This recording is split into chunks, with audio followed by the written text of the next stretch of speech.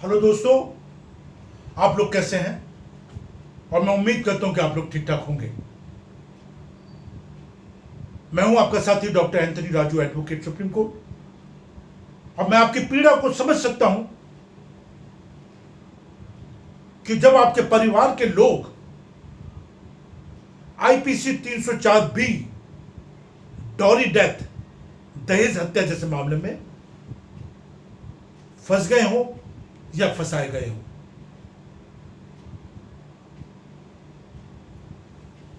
बड़ा दुर्भाग्य होता है साथियों, जब एक महिला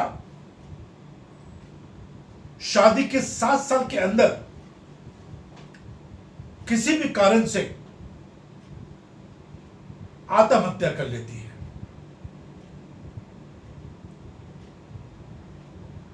अब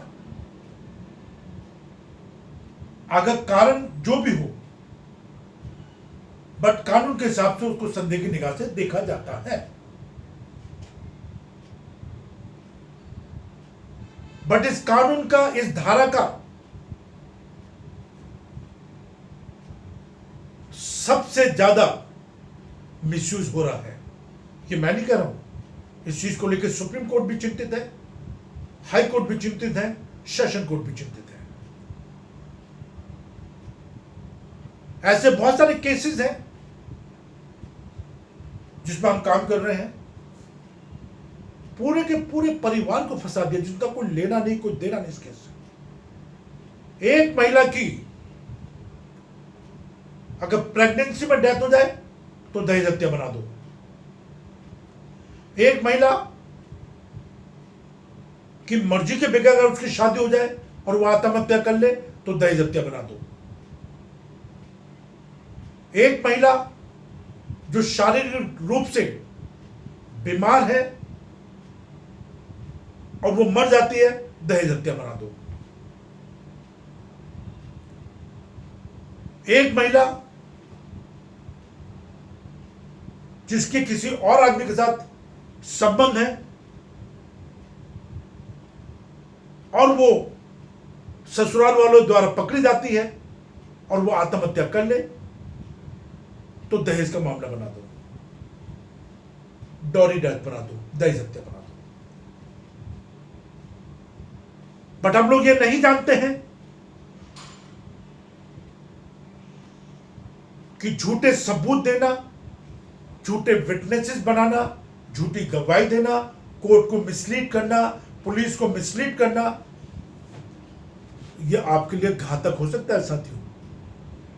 अगर आप एक झूठा मुकदमा दायर करते हैं, मैं बहुत सारे झूठे मुकदमे पे काम कर रहा हूं, बहुत सारे हम लोगों ने बेल कराई है, एंटीसिपेटरी बेल कराई है, रेगुलर बेल कराई है, क्वेश करवाए।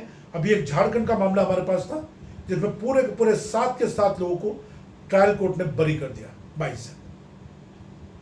ये हमारे और हमारे साथियों के लिए बड़े गर्व की बात है। अब कैसे बरी हुए? क्योंकि इनके मामले को बहुत अच्छी तरीके से कोर्ट और जजेस के सामने रखा गया। और जब हम दहेज हत्या की बात करते हैं तो ये एक बहुत गंभीर मामला है जिसमें हम लोग जो मंजे में वकील होते हैं, मैं और मेरी टीम, तो सर मैं अपनी टीम के बारे में बताऊंगा आपको, तो ऐसे मामलों पे तैयारी करनी होती है, प्रिपरेशन जिसको बोलते हैं। चाहे वो बेल के मामले हो, चाहे वो रेगुलर बेल के मामले हो, चाहे वो एंटीसिपेटरी बेल के मामले हो, बट कोई भी केसेस के अंदर ये गंभीर मामले होते हैं। दहेज हत्या अपने आप में बहुत गंभीर मामला है। जैसे हॉस्पिटल के अंदर ऑपरेशन से पहले तैयारी करते हैं,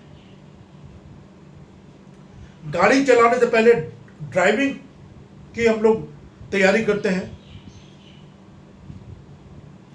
हम तैयार होते हैं हर चीज के लिए। घर में शादी भी हो तो हम तैयारी करते हैं।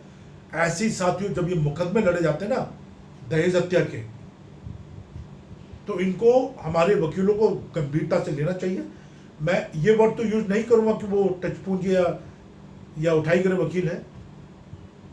ये आप अच्छी तरह से समझ सकते हैं क्योंकि आप लोग इंगेज करते हैं वकीलों को। लेकिन मेरी टीम या मैं, हम लोग इन मामलों को बहुत गंभीर से लेते हैं, बहुत ही गंभीरता से लेते हैं। एक तैयारी करते हैं, वार्ड लेवल पे, यूथ लेवल पे तैयारी करते हैं, क्लाइंट के साथ 10 बार मिलते हैं, बात करते हैं, चेन बनाने की कोशिश करते हैं। और ये इतने गंभीर मामले कि कई बार पुलिस आपके दिए हुए एविडेंस पे, साक्ष्य पे काम नहीं करती या प्रॉपर इन्वेस्टिगेशन नहीं करती और सजा डिक्लेयर हो जाती है। मगर आपको बचाएगा कौन? आपको कानून बचाएगा। आपको बाबा साहेब अंबेडकर साहब द्वारा लिखी गई ये किताब कॉन्स्टिट्यूशन ऑफ इंडिया बचाएगा। आपको बचाएंगे सीनियर एडवोकेट, गंभीर एडवोकेट आपको बचाएंगे। नहीं चलिए, पैसा खर्चा तो आता ही है।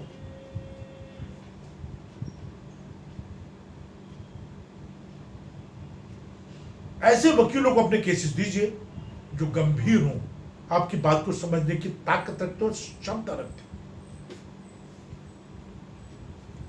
हमारी टीम सभी high court, supreme court, lower court, session court सब जगह काम करती है। आप चाहे तो उनकी भी मदद ले सकते हैं। और जो कानून नए अब आ रहे हैं उसमें दहेज हत्या को बहुत ही घिनौना अपराध माना गया है। और जो दहेज हत्या करते हैं उनके लिए तो मेरे पास शब्द नहीं है।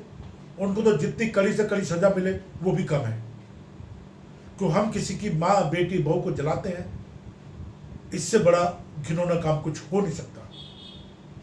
इससे बड़ा इंसानियत पर अत्याचार हो नहीं सकता।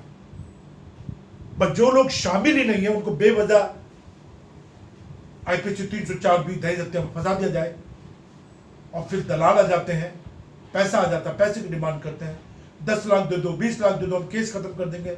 बहुत सारी NGO आ जाती हैं, बहुत सारे झोला छाप लोग आ जाते हैं बीच में, दलाली करते हैं। और मैं आपको बता दूं कि दहेज हत्या एक बहुत गंभीर अपराध है, कॉग्निजेबल ऑफेंसेस है, नॉन कंपाउंडेबल ऑफेंसेस है। इसमें कंपाउंड नहीं होता है। एक बार आपकी एफआईआर बन गई, आपकी चार्जशीट बन गई, ट्रायल होगा ही। अब ट्रायल को कैसे रोका जाए? अच्छा, कई बार अभी ये लोग हमारे पास आते हैं कि सर हमने अपने वकील से बोला, वो कह रहा चार्जशीट आना तभी बेल लगाऊंगा। ऐसा नहीं है साथियों, चार्जशीट का वेट करने की जरूरत नहीं है। जब आपने कोई अपराध करा ही नहीं तो आप जेल में 1 सेकंड भी क्यों रहेंगे? इस मानसिक दुविधा के लिए कौन जिम्मेदार है? हमें काउंटर केसेस करने चाहिए। और मैं बार बार कह रहा हूं कि जब हमने कोई अपराध करा नहीं तो हमें डरना नहीं चाहिए। और मैं आपसे गुजारिश करता हूं कि इस चैनल को आप सब्सक्राइब करें, लाइक करें, कमेंट्स करें। डायरेक्ट मेरे से बात कर सकते हैं 9873005424, 9873005424। इस पर आप मुझसे बात कर सकते हैं, SMS कर सकते हैं, कॉल कर सकते हैं, व्हाट्सएप कॉल कर सकते हैं और अपनी समस्याओं को मेरे साथ डिस्कस कर सकते हैं, मेरी टीम के साथ डिस्कस कर सकते हैं। और जो मानव अधिकार का हमारा आंदोलन है, इसके सदस्य बनिए। बहुत बड़ी ऑर्गेनाइजेशन है साथियों, अपने आप को मजबूत कीजिए, अन्याय और अत्याचार के खिलाफ आवाज उठाइए। यही तो बाबा साहब कहते थे, यही बाबा साहब अंबेडकर साहब कहते थे, यही बाबा साहब ठाकरे कहते थे। अहिंसक रूप से अन्याय और अत्याचार के खिलाफ आवाज उठाइए। मैं गरीबी मुक्ति आंदोलन का अध्यक्ष भी हूं, उस पर भी मैं काम कर रहा हूं। मैं ऑल इंडिया अखिल भारतीय ठेकेदारी मुक्ति मोर्चा का भी अध्यक्ष हूं, उस पर भी हम काम कर रहे हैं। मैं सब काम ये क्यों कर रहा हूं? मेरा मकसद सिर्फ यह है कि कैसे लोगों को न्याय मिले, कैसे अन्याय और अत्याचार के खिलाफ हम आवाज उठाएं।